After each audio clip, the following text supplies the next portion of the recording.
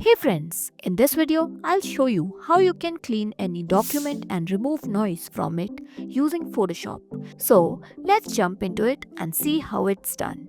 First, press Ctrl or Command J to make a duplicate of the background layer.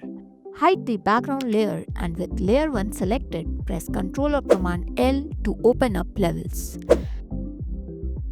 As you move the slider, you'll notice that the document starts to look cleaner. Adjust the settings according to your image, then hit OK. Now, let's remove the extra noisy parts. Create a new layer by clicking here.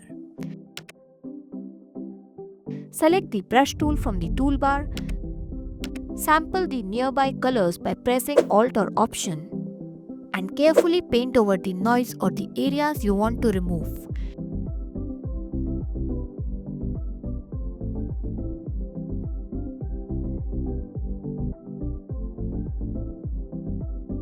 Be precise.